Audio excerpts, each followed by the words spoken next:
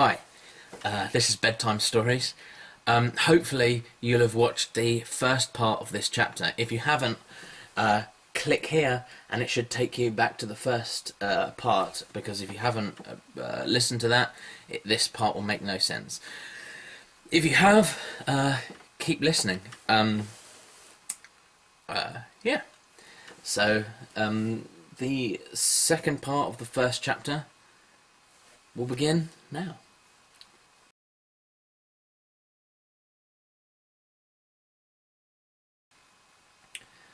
As Hoflin passed back through the crowded seated section, he noticed that what he had first taken for dirt on the children's faces was more probably the necrotized dark of frost-bitten flesh. He stifled a shudder and went back to his sleeper.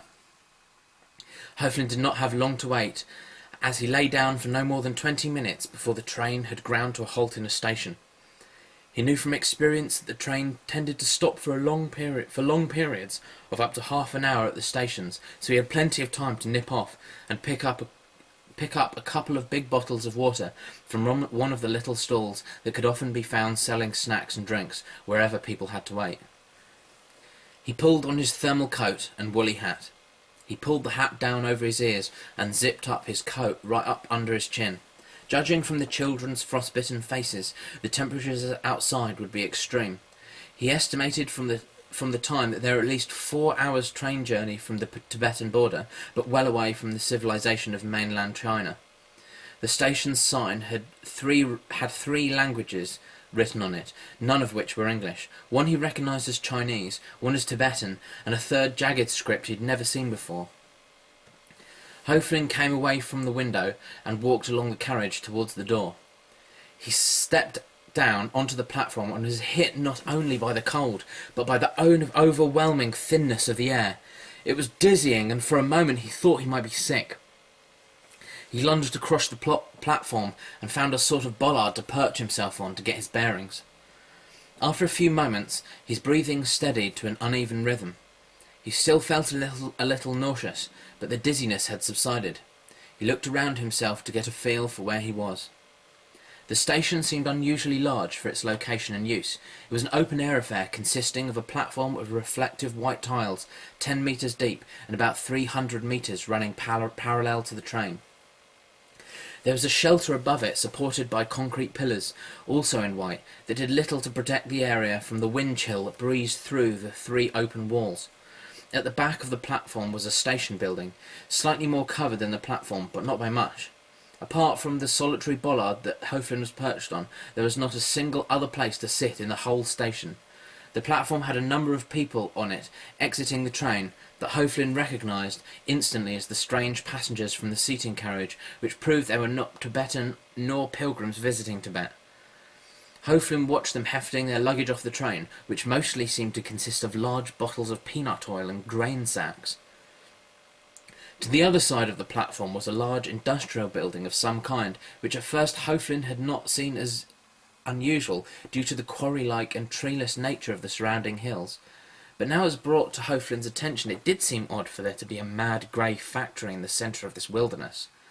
The station and the factory was situated in the bottom of a plateau or basin, which was surrounded by mountains that scale was difficult to judge due to their lack of any particular feature for comparison.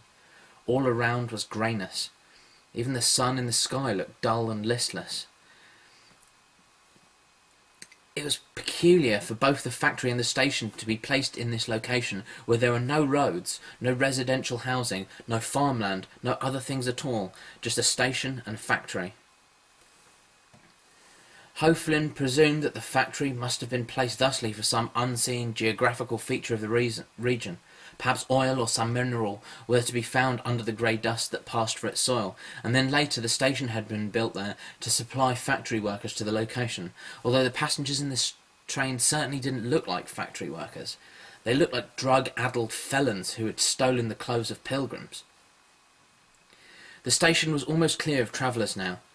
As Hoflin rose to unsteady feet, to walk along the platform's length, to peer behind the concrete columns to check for snack stalls, and by the time he had ascertained that the platform was clear of refreshment, he was the only soul standing on it. He looked back at the train. Although he knew logically that he had plenty of time, a part of him felt worried about leaving it, as if as soon as it were out of sight it would vanish and he'd be trapped in this god-forsaken crater.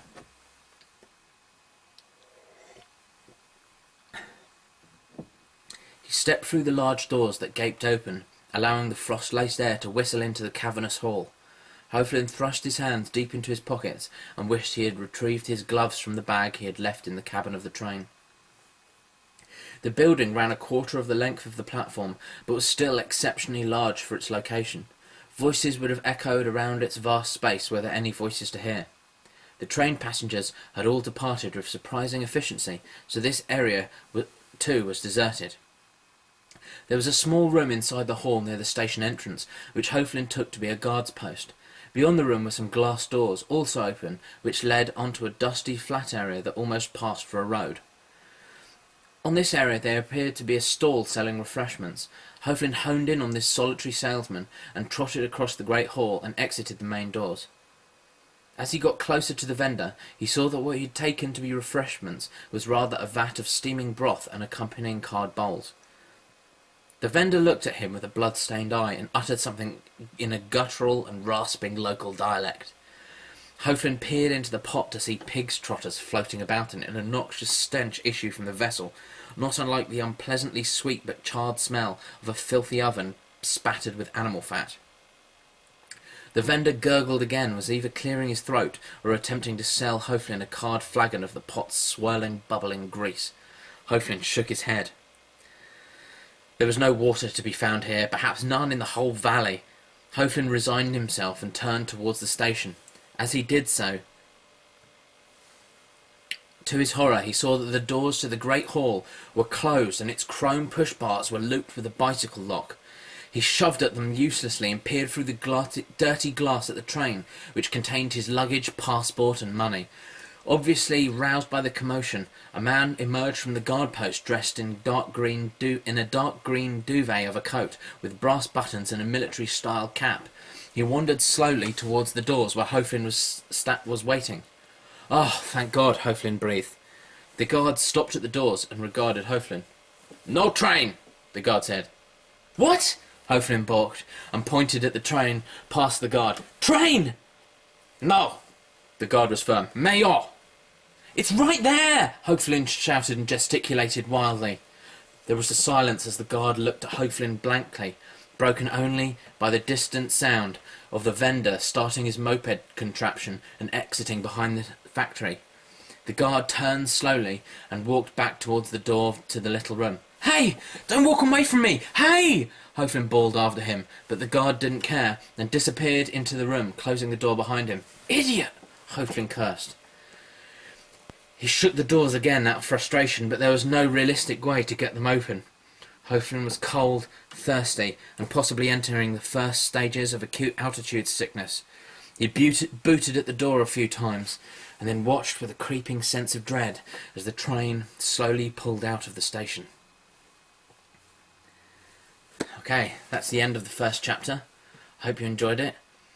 If you want to know what happens to Hoeflin next, please subscribe, and why not like this video and share it with somebody that you think would also enjoy it. Good night.